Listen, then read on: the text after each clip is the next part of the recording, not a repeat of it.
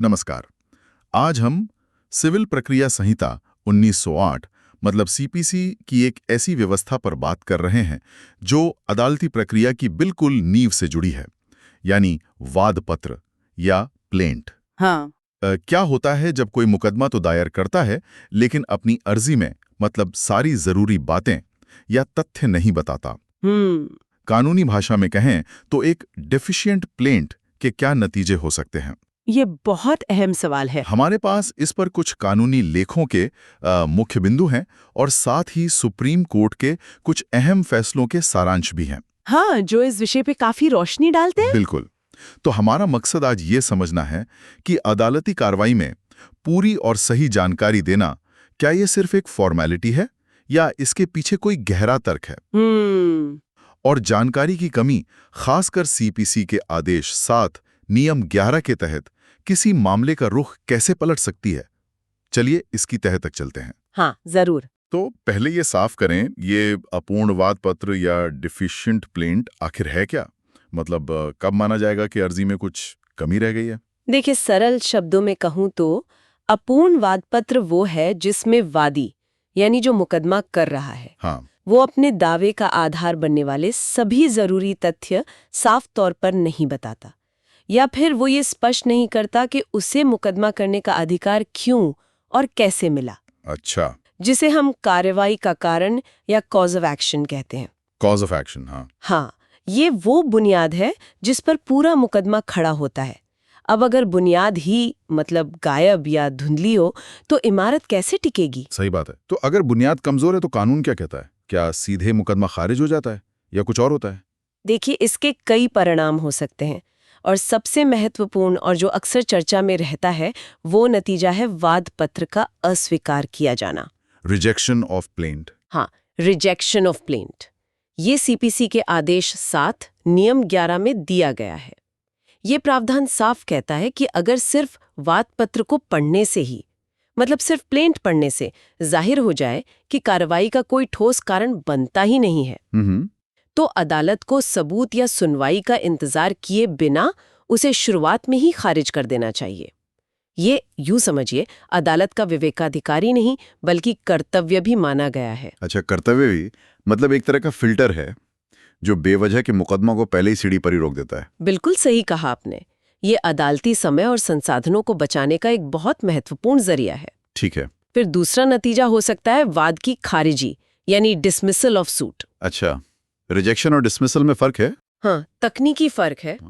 Dismissal तब हो सकता है जब दिए गए तथ्य इतने अपर्याप्त या कमजोर हों कि मुकदमा चलने लायक ही न लगे, भले ही कार्रवाई का कारण नाम मात्र के लिए दिख रहा हो। प्रतिवादी यानी जिसके खिलाफ मुकदमा है, वो ऐसी स्थिति में इसे खारिज करने की अर्जी दे सकता है। ठीक है, लेकिन क्या हमेशा मामला सीधे खारिजी होता है? मान लीजिए अगर वादी से अनजाने में कोई चूक हो गई, वो कोई गलती हो गई हो, तो क्या सुधार का कोई रास्ता नहीं है? हाँ, एक रास्ता है, वो है संशोधन का, जो आदेश 6 नियम 17 के तहत आता है। अच्छा, अमेंडमेंट। अमेंडमेंट, हाँ। अगर अदालत को लगता है कि कमी अनजाने में हुई है और मामला मतलब मेरिट पर चलने लायक है, तो वो वादी को अपनी अर्जी यानी वाद पत्र में सुधार करने का मौका दे सकती है।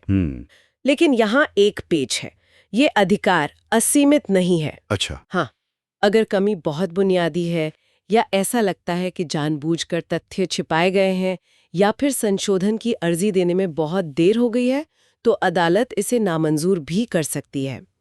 और जैसा हम आगे देखेंगे, कुछ खास तरह की कमियों को तो संशोधन से ठीक भी नहीं किया जा सकता। अच्छा, और अगर वादी जानबूझकर या लापरवाही से तथ्य छुपाता है, तो इसका असर सिर्फ अर्जी खारिज होने तक ही सीमित नहीं रहता होगा, और भी कुछ होता होगा? नहीं, बिल्कुल नहीं। इसके और भी असर होते हैं। जैसे प्रतिवादी ये दलील दे सकता है कि वादी साफ हाथों से अदालत में नहीं आया है। Clean hands doctrine. हाँ, क्लीन हैंड्स मतलब ये कि जो खुद ईमानदारी और सच्चाई से काम नहीं कर रहा, उसे अदालत से राहत पाने का हक नहीं होना चाहिए। ये खासकर उन मामलों में महत्वपूर्ण होता है जहां निष्पक्षता या इक्विटी का सवाल हो। इसके अलावा अदालत जानबूझकर तथ्य छिपाने या गलत बयानी करने पर वादी पर जुर्माना मतलब कॉस्ट्स लगा सकती है। इसे अदालत की प्रक्रिया का दुरुपयोग, अब्यूज ऑफ प्रोसेस भी माना जा सकता है। अब अब्यूज ऑफ प्रोसेस, हाँ, ये भी सुना है।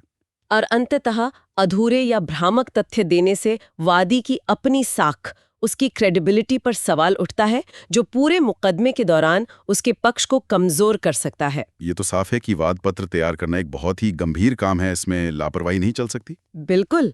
अब जरा उन अदालती फैसलों पर आते हैं जिन्होंने आदेश 7 नियम 11 की व्याख्या को और स्पष्ट किया है। खासकर सुप्रीम कोर्ट के कुछ हालिया निर्णय वो काफी चर्चित रहे हैं। हाँ, अदालती फैसलों ने इस प्रावधान के जो व्यवहारिक पहलू हैं उन्हें काफी उजागर किया है। चलिए कुछ मुख्य मामलों को देखते हैं। सबसे पहले दहीबेन बनाम अरविंद भाई कल्याण जी भानुशाली का मामला ले सकते हैं, 2020 का। हाँ, दहीबेन केस। इसमें सुप्रीम कोर्ट ने 2 टूक कहा कि आदेश 7 नियम 11 अपने आप में एक पूर्ण व्यवस्था है। अगर सिर्फ वाद पत्र पढ़ने से लगता है कि कार्रवाई का कारण बनता ही नहीं, तो अदालत को उसे तुरंत खारिज करना चाहिए, बिना किसी बाहरी सबूत या बचाव पक्ष की दलील का इंतजार किए। और इसमें वो चतुर ड्राफ्टिंग वाली बात भी थी, है ना? यस। कि वकील कितनी भी होशियारी से अर्जी लिख ले, हाँ। अगर असलियत में केस नहीं बनता तो बिल्कुल। कोर्ट ने साफ कहा कि वादी की क्लेवर ड्राफ्टिंग, Yes. यानी शब्दों की चालाकी भरी बुनावट, जिससे वो कार्रवाई का भ्रम पैदा करने की कोशिश करे, वो उसे बचा नहीं पाएगी। ओके। अदालत को शब्दों के पीछे छिपी असलियत देखनी होगी। अच्छा। इसका गहरा मतलब यह है कि अदालतें प्रक्रियात्मक औपचारिकताओं से ज्यादा मामले के सार, उसके सब्सटेंस पर ध्यान केंद्रित कर रही हैं। हाँ, ये जरूरी भी है। हाँ, ये न्याय के संसाधनों को वास्तविक विवादों के लिए सुरक्षित रखने का प्रयास है। हालांकि कोर्ट ने ये भी स्पष्ट किया कि आदेश 7 नियम 11 के तहत खारिज होने के बाद आदेश 7 नियम 13 वादी को एक नया सही वाद पत्र दायर करने से नहीं रोकता, अगर कानूनन संभव हो तो। अच्छा, तो एक मौका फिर भी रहता है अगर गलती सुधार कर नया केस फाइल किया जा सके। हाँ, कुछ परिस्थितियों में। तो दहीबेन ने नियम की सख्ती और अदालती नजरिए को साफ किया। लेकिन क्या हो अगर वाद पत्र का सिर्फ एक हिस्सा कमजोर लगे, पूरा नहीं? क्या अदालत उसे आंशिक रूप से खारिज कर सकती है? शायद गीता बनाम नंजुंदा स्वामी मामला इसी से जुड़ा था, 2023 का। हाँ, ये एक बहुत अहम सवाल था और कुंगीता मामले में इसका जवाब मिला। सुप्रीम कोर्ट ने कहा नहीं, वाद पत्र को आंशिक रूप से खारिज मतलब पार्शियल रिजेक्शन नहीं किया जा सकता। अच्छा, पूरा ही होगा? हाँ, या तो पूरा वाद पत्र चलेगा या पूरा खारिज होगा। अगर वाद पत्र में मान लीजिए कई दावे या रिलीफ्स मांगे गए हैं और उनमें से कुछ के लिए कार्रवाई का कारण नहीं बनता, तो अदालत को देखना होगा कि क्या वो दावे बाकी मामले से अलग किए जा सकते हैं। अगर नहीं, तो पूरा वाद पत्र खारिज हो सकता है। इस केस में हाई कोर्ट ने आंशिक खारिजी का आदेश दिया था, जिसे सुप्रीम कोर्ट ने पलट दिया। ये फैसला एक रूपता लाता है और अदालतों को वो आधा अधूरा न्याय करने से रोकता है। ठीक है, ये स्पष्ट हुआ। और एक और आम समस्या होती है समय सीमा, यानी लिमिटेशन। अगर वाद पत्र से ही लगे कि मुकदमा दायर करने में बहुत देर हो गई है, तो क्या उसे भी आदेश 7 नियम 11 के तहत खारिज किया जा सकता है? श्री मुकुंद भवन ट्रस्ट बनाम श्रीमंत छत्रपति उदयन राजे प्रताप सिंह महाराज भोंसले का हालिया 2024 का फैसला शायद इसी पर रोशनी डालता है। जी हाँ, श्री मुकुंद भवन ट्रस्ट मामले ने लिमिटेशन के मुद्दे पर स्थिति साफ की। सुप्रीम कोर्ट ने जोर दिया कि अगर वाद पत्र में दिए गए तथ्यों से ही प्रथम दृष्टया माने प्राइमा फेसी, पहली नजर में ही स्पष्ट हो कि मुकदमा समय सीमा से बाधित है, मतलब बार्ड बाय लिमिटेशन है, तो अदालत को उसे आदेश 7 नियम 11D के तहत खारिज करने में हिचकनाना नहीं चाहिए। अदालत ने इसे निप इन द बड कहा। अच्छा, निप इन द बड यानी शुरुआत में ही खत्म कर देना। बिल्कुल, समस्या को शुरुआत में ही खत्म करने वाला कदम बताया, ताकि प्रतिवादी को सालों तक एक बेमियादी मुकदमे का बोझ न उठाना पड़े। ये प्रतिवादी के अधिकारों की रक्षा भी करता है। सही बात है। तो कार्यवाही का कारण न होना और समय सीमा निकल जाना, ये 2 बड़े आधार हुए खारिजी के। लेकिन ये कार्यवाही का कारण, कॉज ऑफ एक्शन, अपने आप में क्या है? इसकी कोई मानक परिभाषा है क्या, कानून में या किसी फैसले में? हाँ, इसकी एक क्लासिक परिभाषा जो आज भी मानी जाती है, वो ब्लूम डेकोर लिमिटेड बनाम सुभाष हिम्मतलाल देसाई मामले में दी गई थी। 1994 का केस है ये। अच्छा, ब्लूम डेकोर। हाँ। सरल भाषा में कार्यवाही का कारण उन सभी जरूरी तथ्यों का समूह है जिन्हें वादी को साबित करना होगा ताकि अदालत उसके पक्ष में फैसला दे सके। अगर इन बुनियादी तथ्यों का जिक्र ही वाद पत्र में नहीं है, तो माना जाएगा कि कार्यवाही का कारण प्रकट नहीं होता और वाद पत्र खारिज हो सकता है। ये परिभाषा आज भी बहुत मायने रखती है। ठीक है। ये सब सुनकर तो लगता है कि आदेश 7 नियम 11 काफी कठोर हैं। क्या कोई ऐसी स्थिति भी है जहां प्रथम दृष्टया कमी लगने पर भी अदालत वाद पत्र खारिज ना करे? मतलब क्या वादी को अपनी बात रखने का मौका मिल सकता है अगर तथ्यों पर ही विवाद हो कि भाई ये तथ्य सही है या गलत, इस पर ही बहस है? हाँ, और यहीं पर संतुलन बनाने की जरूरत पड़ती है। पी कुमारो कुरुबरन बनाम पी नारायणन का एक मामला है, 2025 का बताया जा रहा है स्रोत में। शायद ये भविष्य का हाइपोथेटिकल रेफरेंस है या टाइपो, पर इसका सिद्धांत अहम है। हाँ, सिद्धांत पर ध्यान देते हैं। हाँ, तो इस तरह के मामलों में सुप्रीम कोर्ट ने कहा कि अगर समय सीमा या लिमिटेशन का सवाल या कार्यवाही के कारण से जुड़े तथ्य ऐसे हैं जिन पर गहरा विवाद है, मतलब सब्सटैंशियल फैक्चुअल डिस्प्यूट्स हैं, और उनका निर्धारण बिना सबूत लिए नहीं हो सकता, तो आदेश 7 नियम 11 के तहत वाद पत्र खारिज करना सही नहीं होगा। अच्छा। ऐसे मामलों में पूरी सुनवाई यानी ट्रायल का मौका दिया जाना चाहिए। ये सिद्धांत ये सुनिश्चित करता है कि O7 R11 का इस्तेमाल मेरिट वाले मामलों को दबाने के लिए न हो, बल्कि केवल स्पष्ट रूप से आधारहीन मामलों को हटाने के लिए हो। मतलब ये न्याय के नैसर्गिक सिद्धांतों के अनुरूप है कि सुनवाई का मौका मिले। बिल्कुल, जहां तथ्यों पर ही सवाल हो, वहां सुनवाई जरूरी है। और एक आखिरी सवाल जो संशोधन अमेंडमेंट से जुड़ा है। जी। मान लीजिए वाद पत्र में कोई ऐसी कमी है जिसके कारण वो O7 R11 के तहत खारिज हो सकता है, जैसे लिमिटेशन वाला मुद्दा। हाँ, क्या वादी बाद में संशोधन की अर्जी देकर मने अमेंडमेंट एप्लीकेशन लगाकर उसे ठीक कर सकता है? सैयद अय्याज बनाम प्रकाश जी गोयल 2021 ने शायद इस पर कुछ कहा था। हाँ, ये एक बेहद महत्वपूर्ण बिंदु है। सैयद अयाज मामले में सुप्रीम कोर्ट ने ये स्पष्ट किया कि अगर कोई वाद पत्र आदेश 7 नियम 11 डी के तहत खारिज होने योग्य है, जैसे कि कानून द्वारा वर्जित होना, लिमिटेशन वगैरह। हाँ बिल्कुल, तो उसे बाद में आदेश 6 नियम 17 के तहत संशोधन करके बचाया नहीं जा सकता। अरे, मतलब एक बार गलती होगी तो हो गई। हाँ, इस संदर्भ में मतलब अगर वाद पत्र में कोई ऐसी मौलिक और घातक कमी है, फंडामेंटल डिफेक्ट है, तो वो शुरुआत से ही बेजान है और उसे संशोधन का इंजेक्शन लगाकर जिंदा नहीं किया जा सकता। अच्छा। ये फैसला संशोधन के अधिकार की सीमाओं को लेखांकित करता है और ये सुनिश्चित करता है कि O7 R11 को निष्प्रभावी न किया जा सके। तो इन तमाम नियमों और न्यायिक व्याख्याओं को अगर हम समेटें तो निचोड़ क्या निकलता है? एक वादी या उसके वकील को वाद पत्र तैयार करते समय किन बातों का खास ध्यान रखना चाहिए? देखिए, संदेश बहुत साफ है। पारदर्शिता और पूर्णता, ट्रांसपेरेंसी एंड कंप्लीटनेस।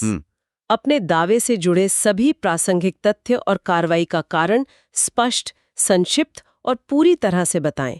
कुछ भी छुपाए नहीं गोलमोल भाषा का इस्तेमाल करें। हाँ। अगर अनजाने में कोई चूक हो गई है तो बिना देर किए आदेश 6 नियम 17 के तहत संशोधन के लिए आवेदन करें। लेकिन जैसा सैयद अयाज मामले ने दिखाया, ये मानकर ना चलें कि हर गलती सुधारी जा सकती है। हाँ, वो सीमा ध्यान रखनी होगी। बिल्कुल, बुनियादी कमियों घातक साबित हो सकती हैं। संक्षेप में कहूं तो सावधानी, सटीकता और ईमानदारी ही बचाव का सबसे अच्छा तरीका है। तो कुल मिलाकर आज हमने समझा कि वाद पत्र में तथ्यों की कमी महज एक तकनीकी चूक नहीं है, बल्कि इसके बहुत गंभीर परिणाम हो सकते हैं। हाँ, बिल्कुल। मुकदमा शुरू होने से पहले ही खारिज हो सकता है, जुर्माना लग सकता है और वादी की साख पर भी बट्टा लग सकता है। सही। सुप्रीम कोर्ट के फैसले जैसे दहीबेन, कुमोगीता, श्री मुकुंद भवन ट्रस्ट और सैयद अयाज, ये सब आदेश 7 नियम 11 के दायरे, उसकी शक्ति और उसकी सीमाओं को स्पष्ट करते हैं। हाँ, ये फैसले अदालती प्रक्रिया में एक तरह का अनुशासन और दक्षता मतलब एफिशिएंसी लाने का प्रयास दर्शाते हैं।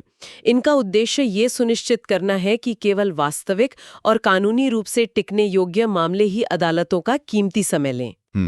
ब्लूम डकोर ने कार्रवाई के कारण की परिभाषा देकर नींव रखी, जबकि दहीबेन और श्री मुकुंद ने इसकी सख्ती पर जोर दिया। वहीं कुमेगीता ने प्रक्रियात्मक स्पष्टता बढ़ाई कि आधा अधूरा काम नहीं चलेगा। हाँ। पी कुमार कुरुबरन जैसे मामले निष्पक्षता का संतुलन बनाते हैं कि तथ्यात्मक विवादों की सुनवाई होनी चाहिए, और सैयद अयाज संशोधन की लक्ष्मण रेखा खींचता है।